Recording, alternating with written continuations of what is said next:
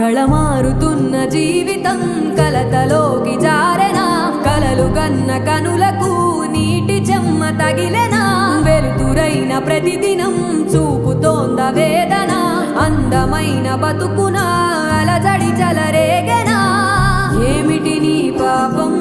ఏమిటి నీ నేరం చీకటి ముసిరిందే చిటికల్లోనా తీరదు నీ శోకం మారదు ఈ లోకం